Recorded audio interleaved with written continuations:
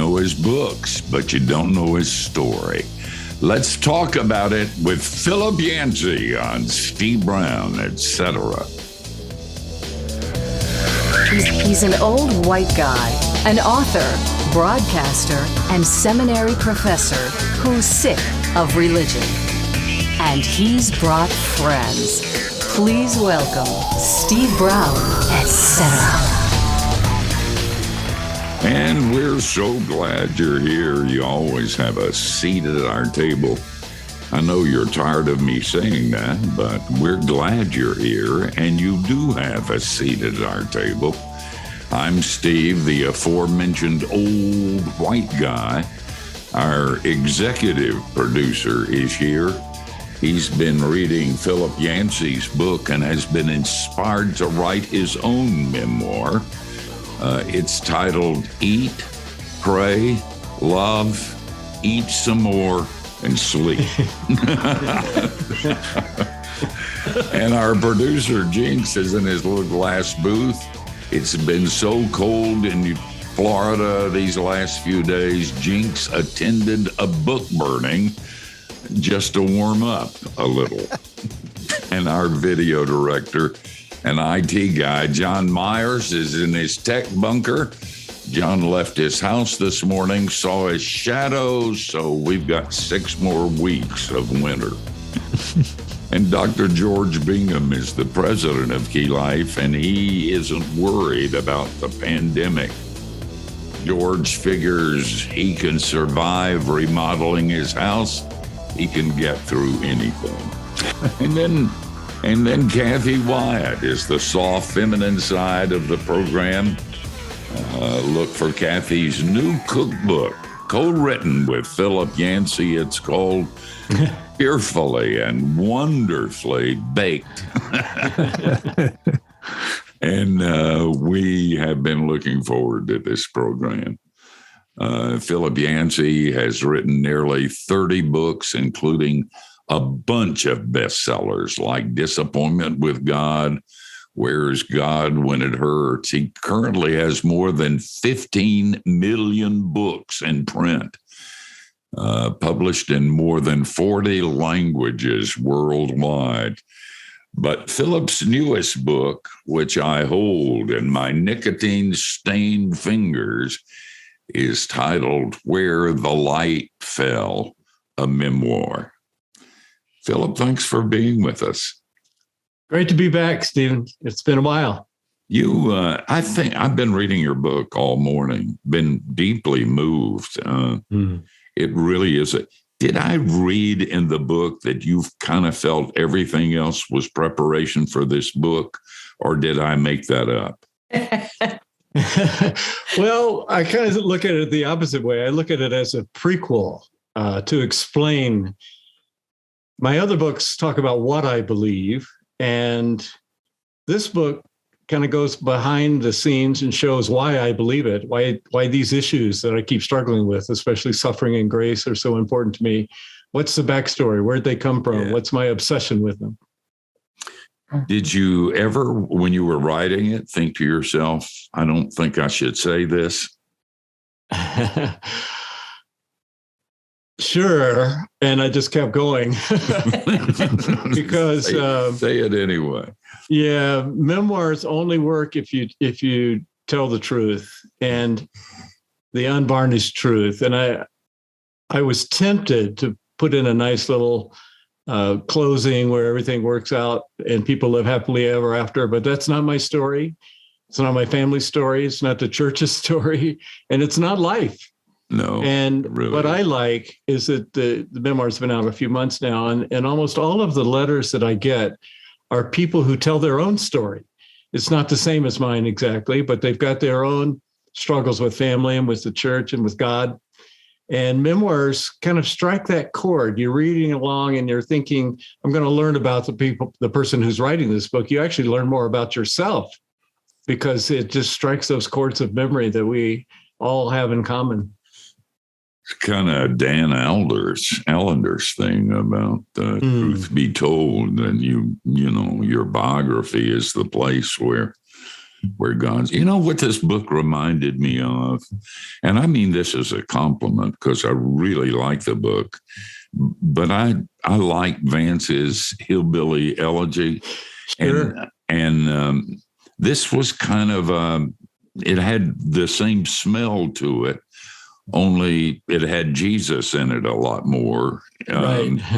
But it was that kind of book that moves you to tears sometimes. Sometimes you laugh. Matthew said if you killed one more dog, it was going to burn your book. Yeah. Have you read that Vance book? I have. And actually, one of my goals years ago was to try to capture the subculture that in many ways was dominant in America, that evangelical fundamentalist subculture for under the Billy Graham era, the post-World War II, all these Christian organizations were starting. And even now, more than 100 million people identify themselves as evangelicals in our country. But if you read Time magazine, all you learn about them is politics, politics, politics. Well, there's a lot more going on than who they voted for. We share summer camps and Young Life and Billy Graham and sword drills and electric chairs and all sorts of things that these youth directors did. And I wanted to capture that subculture. I've read Vance's book. He captures Appalachia. Chaim Potok captures Orthodox Judaism. Frank McCourt, Angela's Ashes, captures Irish Catholic. But whenever the press in the United States talks about an evangelical or fundamentalist, they get it wrong. They really don't describe what it's like. And I wanted to do that because I was plopped down in the middle of an extreme version of it. And I suffered from it for a while, but I now see that as a gift. It gives me a perspective on the whole movement that few people have. Have you been cooking this book for a long time, thinking about it? Or was this, and why now? Well, I've waited a long time because of family issues mainly. And early drafts, I described all my crazy relatives. And when I was even in my 20s, at first I thought my relatives are crazy. And then when I became a writer, I thought, what a great gift. I could never I couldn't make this stuff up. So when we'd have family reunions, I would listen to the crazy things they were saying and use these mnemonic devices to try to remember them. And then I'd go to the bathroom and pull out a little 3x5 card and write down everything that they just said that I could use someday. And I think they thought I had a lot of diarrhea because I spent so much time in the bathroom. I was actually recording stuff that would end up in this memoir years later. So you feel comfortable because a lot of people have died and you can say all these things, right? Yes, not everyone has died. My mother is a key character. My brother is another. My mother is 97. She's still living. She can't read because of macular degeneration. And she was the main fear that I had because she doesn't come across too well. And I have a lot of compassion and sympathy for her. I didn't want to hurt her. When you tell the truth, you inevitably hurt people. And finally, I decided I'm getting pretty old myself. I got to get this thing down while I can still remember it. But actually, the reverse has happened. I thought it would disrupt the family more. But even since I turned in the manuscript, for the first time in more than 50 years, I've got my mother and brother on a phone conversation 3 different times. So they're talking. Imagine not hearing the voice of your own son, your firstborn son, for 52 years. That was my mother's situation. And even since the book has been out, there's been some baby steps toward at least communicating to each other. That's good. I want to hear the story of Martin. You know, back, we used to teach a Born Free seminar, which was mainly on grace, but it had to do with some very important family issues that most people suffer from, the dysfunctions and the pain. And I was really worried about my mother. She wasn't somebody you wanted to offend. Your mother, you could get away with it, but my mother was mean as a snake. And the interesting thing was she died right before we did our first seminar in Seattle. And I wouldn't say that God killed her off so she wouldn't be offended, but she used to tell her Sunday school class that I've been trying to hide the family secrets all my life. And I've got a son out telling the world the family secrets, and it really irritates me. So in a small and very small way, I can identify with some. Are you, what is Marshall? I'm going to get the whole story of Marshall, but I'd be interested. How has he reacted to the book? He feels it validated him. He's made a lot of bad choices in life, but people who read it will understand why. He comes across as a character you feel some compassion and sympathy for. Yeah, and I think he grasped that. And he said the first time he read it, he stayed up all night and sobbed his way through it. And he gives away copies now. So I was worried about him too, and that one's worked out. He's endorsed my book. Great. Well, guys, this is going to be a fascinating hour, and if you go anywhere, you're crazy. The name of the book is Where the Light Fell. What a great title, a memoir. And you ought to get it. It's the kind of book you'll just sit down and read, and it'll get under your skin in a very good way. So stay with us. Just like Jesus, we're going to return.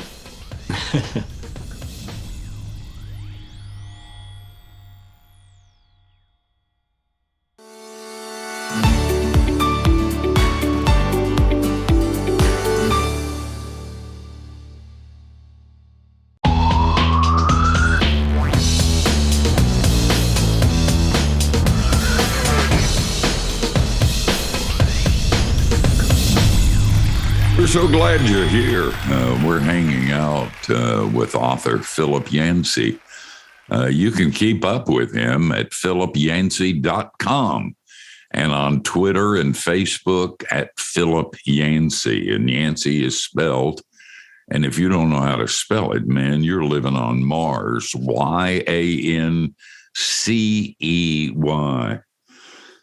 Philip, we were talking. My best friend was my brother, and he died. He was a district attorney and lawyer, and probably would have been governor of North Carolina. But he died in his 40s. My daddy used to say that he had two sons, and one was a preacher and one was a lawyer. So there wasn't any problem he had that one of them couldn't get him out of it. But I miss my brother, and I love him. And throughout this story, and I want you to tell the story, but throughout this book, I sense your love and your compassion and your grace and your kindness for your brother. And I get that. So tell us about Marshall. Yeah, let me back up a little bit. Our family was small. When I was just a year old, my brother was 3 years old, so he's 2 years older. When we were that young, our father got polio. That was the dreaded pandemic back in 1950. Tens of thousands of people a year were getting it, mostly children, paralyzed, and many died. My father was 23, and he was put in an iron lung because he couldn't even breathe. His lungs didn't work, and the machine just vacuum sucked air in and out to force his lungs to breathe. Miserable existence in a charity hospital, didn't get good care. They were planning to be missionaries, my mother and father, to Africa. They had several thousand people on a mailing list that were going to support them. And as they thought about it, those people thought, well, God couldn't possibly take somebody with that kind of potential as a missionary in Africa. So maybe God will heal him. And they started praying fervently and finally truly believed that he would be healed. I found this out as an adult, actually, when I came across the clipping from the Atlanta Constitution newspaper, and it told the story of him being removed from this hospital against medical advice and put into a little clinic that really couldn't care for polio patients. I looked at the date of the newspaper, and I knew that 9 days later he died. So here was this huge leap of faith. These people course, they loved my father. They were supporting him, but they took on a prerogative they didn't really have the right to do. They decided what was God's will and acted on it in a tragic way.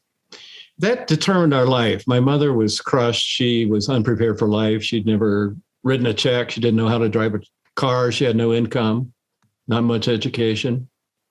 But she pulled it together. And she also dedicated her sons to replace our father as a missionary in Africa. It was that specific. I say in the book, my least favorite story in the Bible is the story of Hannah giving her son Samuel to the temple. And the reason is that vow became a kind of curse, and it mainly fell on my brother Marshall. He was amazingly talented musically. He could play any number of instruments. He could hear a concerto at a restaurant in the background and sit down a week later and play it from memory. Just an amazing Mozartian type gift. And then he decided he wanted to go to Wheaton College because they had a conservatory of music. But the group we were around looked on Wheaton as this liberal bastion. These were people who would prefer him to go to a place like Bob Jones University. That would be safe. But Wheaton, I mean, they support Billy Graham and liberal people like that. So primarily guided by my mother, there was a scene where she literally cursed him. She said, if you go there, I will pray the rest of my life that you will be in a terrible accident and either die or, better yet, be paralyzed so that you have to lie there and look at the ceiling and realize what a terrible thing you've done. My brother's memory is a little bit different. He thinks the curse was, I will pray every day that you will lose your mind, because that's what happened. His final semester at Wheaton, he dropped out. He was diagnosed chronic paranoid schizophrenia. And he came back to Atlanta broken, became one of Atlanta's original hippies, used a lot of LSD, kind of fried his brain. Instead of being a concert pianist, he ended up being a piano tuner, playing the same note over and over. Moved to California like a lot of hippies and had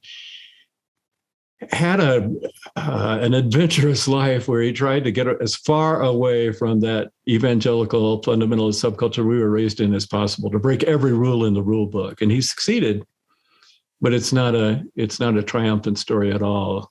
Often when we think we're finding freedom, it ends up being a form of slavery, which is what addiction is. And he became addicted to a lot of substances and sex and many other things. So just three of us, and my brother and I couldn't have had different trajectories. I, of course, have made my living as a Christian writer, just picking up things in the past, trying to figure out what's worth keeping and what I should discard. My brother's been trying to get away from it ever since. And this memoir for me was a way of stitching it together. He never stitched his life together. He would just break it off and try something new and break it off and never be able to integrate it. But for me, it was a healthy therapeutic exercise just to try to put those pieces together to understand myself and our little family and the church. And your book is a catalyst for the rest of the story, you think? Yes, there have been examples of progress. In fact, just a month ago, Steve, I was astonished to hear my brother say that he sent a card to our mother, and he's not done that in more than 50 years. It's hard for him. He's had a stroke, and he only has the use of his left hand. So to stick something in an envelope and to write it and seal it, that's not an easy thing for him to do. And I said, what was in the card? 3 words: I forgive you. So here my brother, who's been the prodigal, the beyond the pale outside, is suddenly coming closer. There are a lot of people praying for him, people even who've read the memoir, and then they'll write and say, I want to pray for your brother from now on. I say, please do. We both need it. So keep praying. Oh, man, if you're into everything working out fine and joining hands with Jesus around a fire, singing Kumbaya and happy endings and all of that, you probably shouldn't read this book. Don't do it. It's going to blow your world to pieces. But trust me on this, it smells like Jesus. And you can see it on every page. And you ought to get it. This would be a great book for a small group to just read and then to sit down and talk about some of the implications of it. Probably be the most real small group, honest, authentic that you've been a part of in a long time. The author is Philip Yancey, and the book is Where the Light Fell, a memoir. And we're going to talk more with Philip on the other side of the break. And if you miss any of it, you're out of your mind. So don't you touch that dial.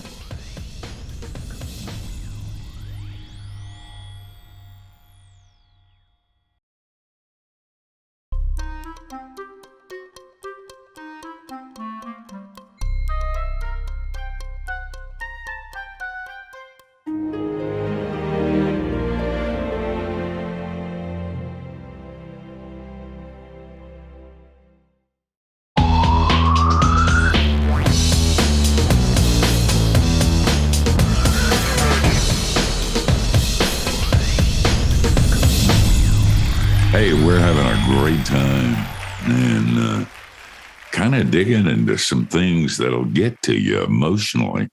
We're hanging out with author Philip Yancey, and his latest book is called Where the Light Fell, a memoir. Philip, I really enjoyed the book. Your attention to detail, I would have to describe as loving and a great deal of empathy, even for your characters who make some very bad choices. I was wondering if you were born from the get-go, you're in a religious family, right. But if you would describe a little bit of kind of your own spiritual awakening to where you start to take some of this on your own, and then maybe through the point where you start to see a little bit of a disconnect between what the Bible says and how some of the church life fleshes out, specifically kind of regarding some racial issues that were kind of boiling at that point. Sure. Yes, I was completely saturated by religion. My mother was a Bible club teacher. She couldn't afford babysitters. So before we were school age, we'd be dragged Monday, Tuesday, Wednesday, Thursday, Friday to hear the same Bible stories one after another. So I did learn the Bible early. And then she usually headed up Christian education at a church. So every time the doors were open, we'd be there. In high school, we actually lived on a church property. We were in a trailer, 8 by 48 feet, 3 of us, including a piano. And again, every time the doors were open, we had to be there. The revival tent would show up in the summer. We had to be there at every service. And that becomes a problem. You know, you hear testimonies of people who say, I was saved from alcohol. I was saved from drugs. I was saved from church, actually, because when you grow up in that intense an environment, as my brother says, you can't tell the fake from the real. I learned how to give testimonies, to pray prayers that would make people cry, you know, to be the good little Sunday school boy, or get kicked out of camp, be the camper of the week one week and get kicked out the next week. And then I went through a period when I was disillusioned by the church. Race was right at the heart of it. It was a racist church. We were taught that people of color could never advance beyond a certain point. They could be good servants, but the pastor from the pulpit would call Martin Luther King Jr. Martin Lucifer Coon. It was that overt a racism. Mm-hmm. And I won a fellowship. I was so excited. I was going to work at the Communicable Disease Center, the CDC, called Center for Disease Control now. And I showed up, I had studied and was going to impress my supervisor. He was a PhD from an Ivy League school. He was in biochemistry. He had things named after him. And I walked in his door and it was a black man. And alarm bells went off. Ding, ding, ding, ding. The church has lied to me. The church has told me there would never be somebody of color who would have a position like this. And I went through a period of just putting everything in suspension. If you can't trust the church about race, maybe you can't trust them about Jesus, about the Bible. And went through about a 4-year period of just being skeptical, probably agnostic, just kind of watching it around me, not knowing how to find an authentic faith. And I found it, of all places, on a Christian college campus. I was the renegade. I would be sitting out in the patio reading Why I Am Not a Christian by Bertrand Russell. And I kind of enjoyed that reputation. But God revealed himself to me. The title of the book is Where the Light Fell. It comes from a quote by St. Augustine, who said, I couldn't look at the sun directly, but I could look on places where the light fell. And that was my story. I couldn't look at the sun directly. I was scorched by the sun. I was so sunburned by religion. And the worst thing the church did was give me this image of God as this cruel bully who breaks people. We heard that again and again. It's all hellfire and damnation. No grace, no joy, no good news. And through various things, a gospel tract would never reach me. Bible passage would never reach me. I was fed up I could quote them. But three things: the beauties of nature, classical music, and romantic love softened me. I had that hard shell, called it turtling down, to keep people from affecting me, to keep God from affecting me. But I softened in those things, and I realized I've been given the wrong God, a God responsible for this planet, a God responsible for the girl I fell in love with, for the existence of love, a God who loves. That's a different God than I was taught growing up. And then God intervened. And I've never really told my conversion story in detail before, because when you do that, people think, well, mine wasn't like that. You're right. God deals with us all in different ways. But I think God knew that I needed something from outside, something that I wasn't orchestrating, manipulating. And I wasn't looking to become a Jesus follower, but I had a revelation that I spell out in detail, and it changed my life from that moment on. And I went from being the campus renegade, the agnostic, to making my living as a Christian writer, exploring these issues. What should I keep from that toxic church background, and what should I discard? We're running out of time, but were you angry? That's a good question. I didn't experience it as anger. I experienced more as kind of cynicism. Well, you can't trust anything. Yeah. I get that. You know what hell would be? To be angry and not know how to cuss. If you're raised in your kind of fundamentalist background, you don't have the words to match the experience. And I'm assuming that you have learned those words subsequent to that time. Oh, I've read them. But you can't use them on this program. Guys, this is so good I can hardly stand it. We're gonna come back, and you don't want to miss a bit of it. Tell people you're listening to Steve Brown, etc.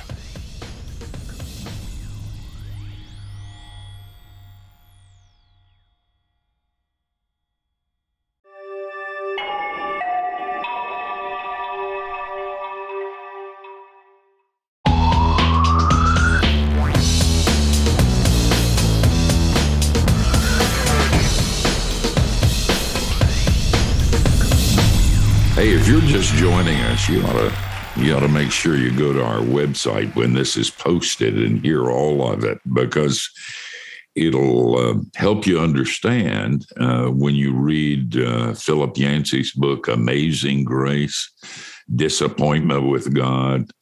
You'll see the soil out of which those kind of books grew.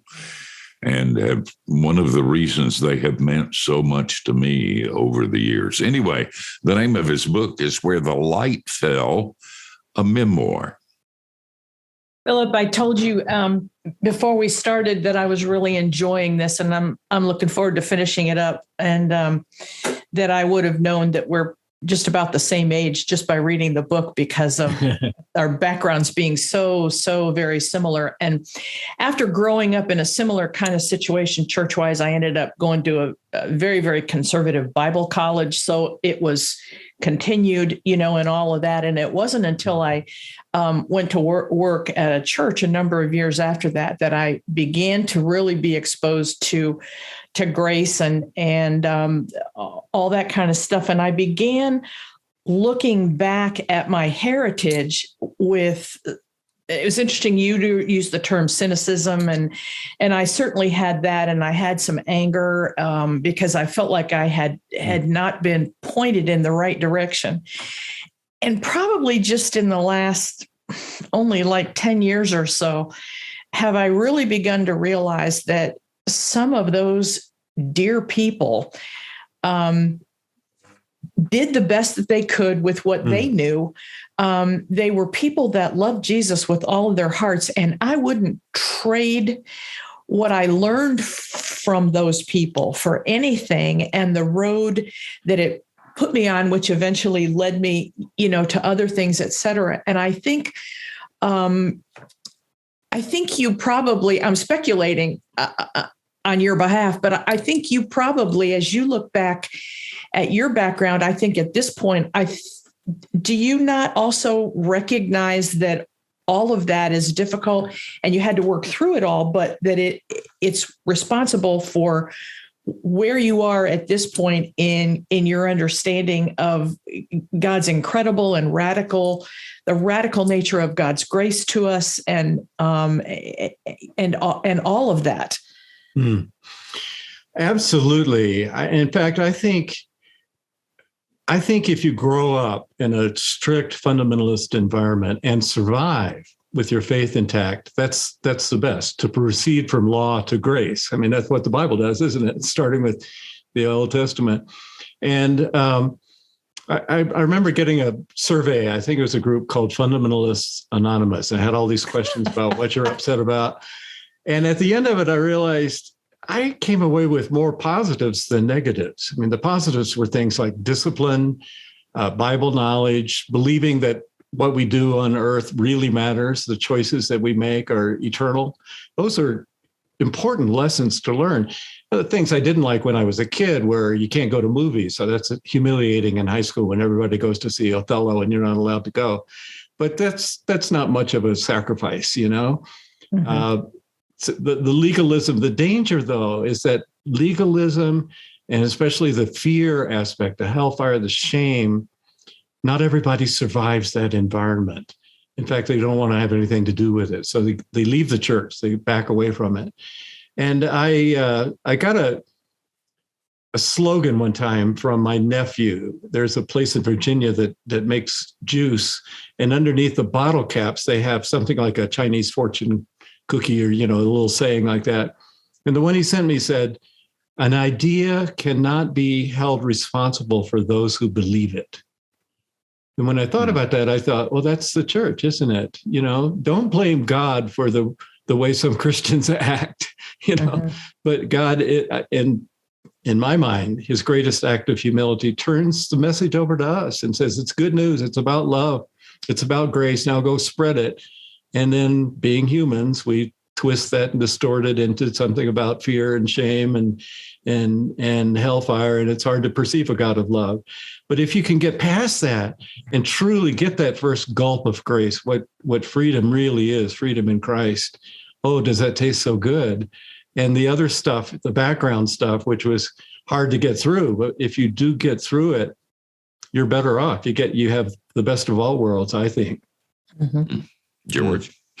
Philip, it does seem, as you're talking about people that have struggled with church, basically, and maybe been turned away from it. And you even mentioned a little story about a kitten and the loss of that kitten during Easter time when you were a child, and that affected your reaction to Easter, even to today. And it does seem like sometimes, as careful, for example, talking to some of those parents that we might be talking to, the littlest things can seem like children can have a reaction to that they carry with them. And there's sort of no telling how those kinds of things can affect you. Yeah. Even what you might consider the smallest little things. Yeah, you're absolutely right. And I've had so many conversations where I'll be sitting, for instance, in a doctor's office lobby or on an airplane and start talking to the person beside me. What do you do? I'm a Christian author. Oh, really? Well, I used to be a Christian. I grew up in this church. And then they tell me their story. And they got turned off because of the way they were treated, maybe because the way a divorced person was treated, or a gay person, or just the ornery things that go on in church, the splits they have. And I lean back and say, oh, man, it's a lot worse than that. Let me tell you my story. And they'll say, wait a minute, I thought you were a Christian author. I say, well, I am, but it would be a bad trade to forego a chance to have a relationship with the God of the universe because of the way some jerk treated you 30 years ago. Wouldn't that be a bad trade? And it's worth pursuing. And I would say to those parents, George, act like Jesus. Jesus wasn't an arm twister.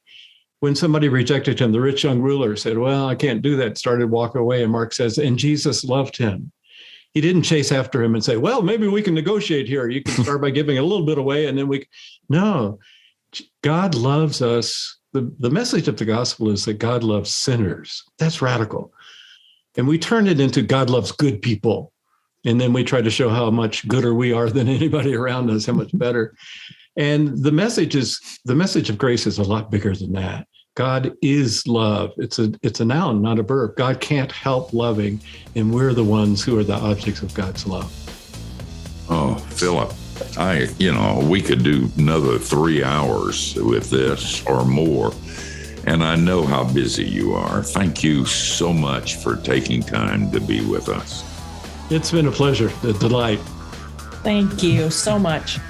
Guys, we're going to come back for a short time, tell you who will do it unto next week. And you will be amazed and will appreciate and will be drawn to listen and watch this program again. And I hope you do, because, well, we need the money. So don't go away.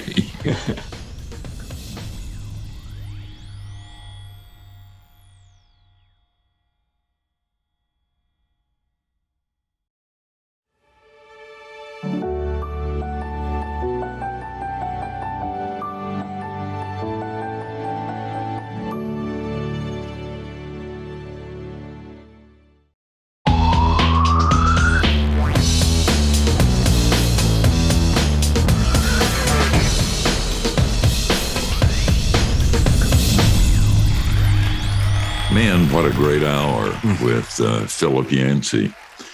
I've known him probably longer than some of you have been alive. And I was telling the guys here that you don't have to apologize for him. He absolutely has no armor. He's clear about who he is. He's clear about being a sinner, and he is incredibly clear about the doctrines of grace. I share with him a passion maybe for those people who have been hurt and who have said, quote, to hell with this, I'm leaving. I'm not going to have any more to do with this at all. I understand that. And if you read Philip Yancey's book, you'll see that he understands too. Yeah, that bottom line, what he says to people on airplanes, I'm not going to trade leaving and being hurt by somebody in the church for having a legitimate, freeing, gracious relationship with the God of the universe. And that's really true. That's why we do this broadcast. It's why Key Life exists. It's why we do publications, why I write books, why the many blogs. And you ought to go to keylife.org, because we won't lie to you. We won't tell you about a God who's a child abuser. We'll tell you about a God that if you go to him, will not be what you expected. He won't be angry. He won't go over the list and say, how could you? He'll simply say, as a friend of mine put on a billboard, I love you. Is that okay? Signed, Jesus. And so take what Philip and what we say to the bank, because it's true. Kathy, who's going to be here next week? Well, this one should be interesting. Dr. Jim Dennison, and his book is titled The Coming Tsunami: Why Christians Are Labeled Intolerant, Irrelevant, Oppressive, and Dangerous, and How We Can Turn the Tide. What do you because of do Jinx? if you're all those things? I'm not sure. Tune in and we'll find out. That'll be an interesting program. Guys, we're out of here. Hope you'll be able to join us next week. Same time, same place. And between now and then, hope you have a great week and don't do anything we wouldn't. And that gives you a wide, wide berth.